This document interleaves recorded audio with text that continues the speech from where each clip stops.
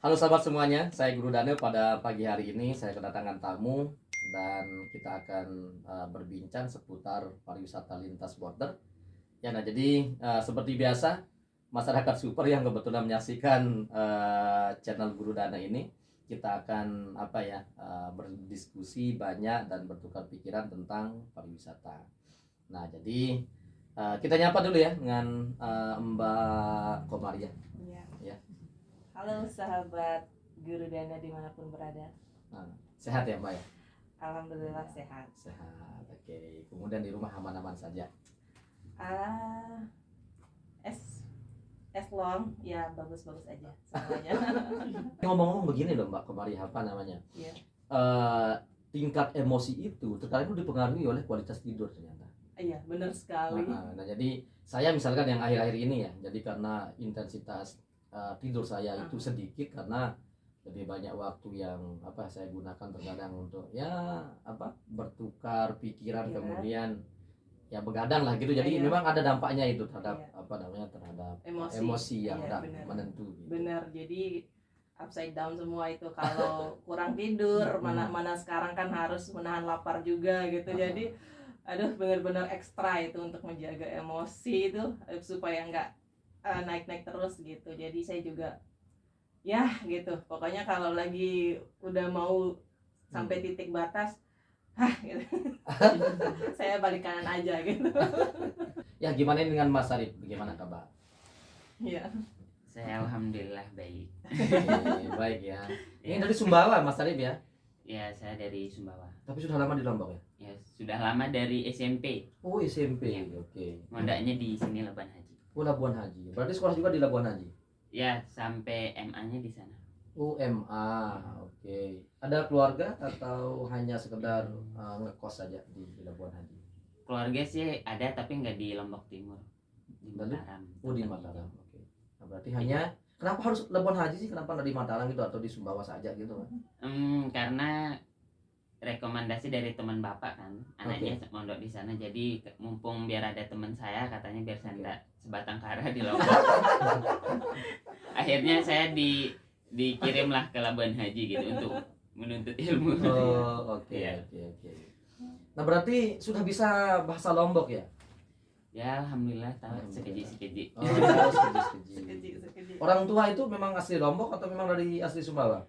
Kalau orang tua itu aslinya Bima, tapi okay. Setelah menikah sempat merantau ke Jakarta, terus setelah menikah merantau ke Sumbawa sampai sekarang di stay di Sumbawa gitu. Oh stay di Sumbawa, oke. Ya, baik. Nah berarti beda-beda ya. Tapi merantau itu senang dah ya? Kalau menurut saya pribadi sih menyenangkan sekali gitu ya. Iya. Jadi saya merasa lebih bebas di perantauan daripada di kampung. Oh gitu. Itu kenapa itu kira-kira? Kenapa? Kalau ditanya kenapa, mungkin karena lebih ke beban moral ya. Karena di sini kan kita kenal nggak sebagai keluarga gitu. Jadi lebih bebas bersikap, lebih bebas bersikap lah gitu. Saya mau kayak orang gila, saya mau sedih gimana pun, jadi kan nggak terlalu saya pikirin sudut mereka mau mikir saya gimana gitu. Tapi kalau di kampung tuh, di keluarga itu kan malu kan, lebih malunya itu lebih gede gitu. Kalau di rumah, di kampung. Nah, kalau tempat orang kan siapa yang ngeliat kita gitu kan ya? Ya Oke. benar. Nah, baik. Nah, kalau kita berbicara tentang rantau-merantau ya, kan ini umum ya, dari sudah lazim kalau bagi cowok. Nah, bagaimana kalau di cewek? Nah, karena ini sahabat super ya, sahabat Guru Dana, ini Mbak Komariah ini traveler ulung ini, ya, jadi sudah melalang buana ya. Iya. Jangan hanya lintas daerah gitu kan, lintas negara, pernah dipicak genjah gitu. Itu kalau bahasa sasaknya gitu ya. Jadi gimana tuh pengalamannya Mbak Komariah? Sebenarnya sih bukan traveler ulung ya. Ini juga travelernya karena keadaan. Kalau Sarif kan dia merantau karena pendidikan. Kalau saya dulu merantaunya karena pekerjaan. Ya kalau dibilang Indonesia termasuk di Lombok ini juga memasok banyak dari tenaga kerja yang ke luar negeri. Itu banyak sekali ya teman-teman, dari Indonesia ke Malaysia, Singapura, Brunei, Hong Kong, Taiwan, it's all Eropa juga banyak, Australia banyak banget. Jadi kalau saya sendiri kebetulan dapat rezekinya. Dulu travelnya ke Hong Kong gitu ya. Ya. Dan pengalamannya ya banyak banget ya. Karena di sana kita bekerja, tetapi kita juga punya waktu sendiri. Kayak katanya Sarip, kalau di rantauan itu kita lebih bebas. Maksudnya itu bukan berarti bebas dalam melakukan hal yang negatif. Kita lebih punya banyak waktu sendiri. Kalau di kampung atau di rumah kan kita mungkin sering banyak itu reuni keluarga, yang kalau di skip nanti nggak enak gitu. Ada juga banyak hal-hal yang kita nggak bisa hindari ya Saripnya. Ya kalau di luar negeri kan I just think about myself gitu. Jadi kita cuma pikirkan diri sendiri selama yang di rumah sudah kita cukupkan gitu. Tinggal waktunya kita untuk me time gitu. Dan kami biasanya kalau di sana me time-nya itu bisa bepergian dalam sehari ya, karena kita nggak diizinkan untuk menginap. Kita bisa pergi ke tempat lain, maksudnya di luar Hong Kong pun boleh, yang dekat-dekat gitu dengan izin tentunya. Kita harus konfirmasikan. Jadi kalau kita pulang terlambat, mungkin pulang jam 10 malam atau pulang jam 11 sampai rumahnya karena macet dan sebagainya, itu bos akan mengerti gitu, karena kita hari ini perginya agak jauh bos gitu. Jadi kita harus izin dulu gitu. Semuanya bisa diatur selama kita ngomong. Itu enaknya kalau di sana gitu. Berarti intinya komunikasi lah ya. Iya, komunikasi benar-benar penting, karena jujur itu nomor satu kalau di sana. Ya. Oke, baik. Nah, itu ada rasa enggak Mbak ya? Ada rasa enggan atau nervous enggak ya? Misalkan atau ada kekhawatiran gitu. Karena ini kan mungkin kalau orang yang pertama ya, ini kita berbicara tentang orang yang pertama. Kalau orang kedua, ketiga kan nggak perlu gitu ya, nggak perlu. Kalau bahasa Malaysianya kan nggak perlu risau gitu ya, nggak perlu risau gitu ya. Nah, itu kalau yang pertama-tama itu bagaimana itu? Atau memang punya segudang pengalaman, misalkan di tingkat regional gitu, terus ke luar negeri itu ya nggak masalah gitu, atau gimana? Bisa cerita gitu Nam? Kalau saya sendiri, kalau keluar jangankan keluar negeri ya, keluar daerah pun juga ada pengalaman sama sekali gitu. Saya benar-benar first timer, pasti khawatir gitu, pasti. Dalam benak semua orang yang keluar negeri itu khawatir itu pasti. Tapi karena kebutuhan itu lebih mendesak daripada khawatir, jadi khawatir itu bisa di take down gitu. Jadi apapun yang bakalan kita hadapin itu nggak akan dikhawatirkan gitu. Jadi kita harus must go on gitu. Jadi nggak ada kekhawatiran gitu. Kalau awal-awalnya kan kita di-train untuk bisa bahasa yang di sana, negara tujuan, bagaimana kita harus bekerja, bagaimana harus bersikap and everything. Jadi kita memiliki persiapan yang lebih banyak, tergantung bagaimana kita menyiapkan diri aja gitu. Kalau saya sendiri kebetulan dari lepas SD, saya dulu di madrasah tingkat SD, saya udah berpindah gitu ya. Udah nggak tinggal sama orang tua lagi, sama kayak Sarip nih, dia kan habis SD juga meninggalkan rumah gitu. Cuman bedanya saya masih ke rumah keluarga gitu, saya tinggalnya di rumah kakak gitu. Cuman karena mungkin ditempa dengan kebiasaan yang hidup disiplin gitu. Jadi ketika sudah berkeluarga dan menghadapi badai yang mengharuskan saya untuk hijrah gitu ya, ya mentalnya lebih siap lah gitu daripada kebanyakan orang yang mungkin kalau sampai sana di bulan pertama nangisan. Kayak tadi kan dengar sendiri saya habis dimarahin, saya nangis gitu. Kalau saya dulu nggak pernah sih benar-benar di titik yang down. Cuman karena keluarga, saya bilang keluarga di sana karena sampai sekarang hubungan kami masih sangat baik. Mereka benar-benar mensupport saya. Mereka paham kalau saya itu jauh dari keluarga dan mungkin rindu keluarga juga gitu. Apalagi baru pertama kali kepisahkan dengan keluarga yang sangat jauh gitu kan.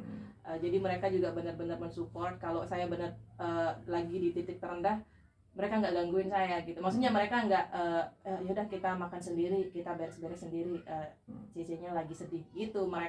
Makanya saya benar-benar bersyukur bisa dipertemukan dengan keluarga yang seperti itu. Oke, baik. Iya. Jadi berarti saya kiranya itu sebelum sebelum pas mau diberangkatinnya itu setelah lulus tes ini itu langsung berangkat dan di sana Hmm. baru dikirim gitu. Ternyata nggak sesuai yang saya pikirkan sebelumnya gitu. Jadi dapat ilmu baru nih Iya. berkat Mbak Siti. Iya.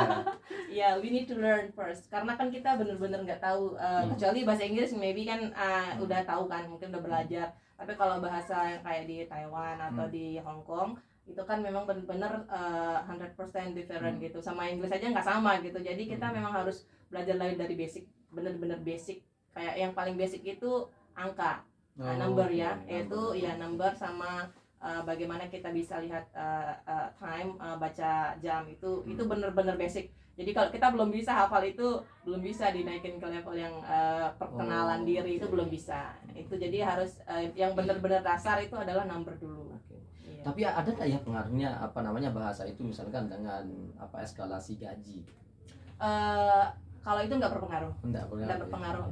Karena di sana ada standar, kita pakai kontrak kerja. Oke. Jadi di kontrak kerja tertera sekian, semua dipukul rata.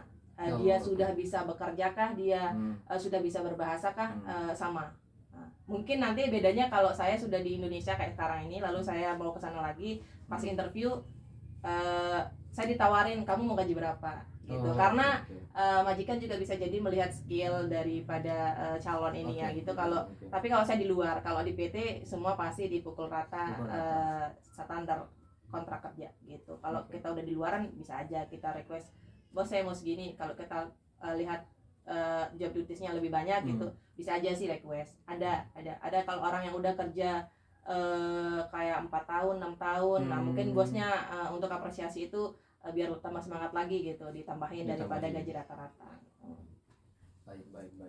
Iya. Ya kemudian bagaimana tuh dengan apa namanya kalau mengenai apa namanya orang hidup di sana itu, maksud saya itu yang termasuk yang living cost dan sebagainya nggak mahal ya?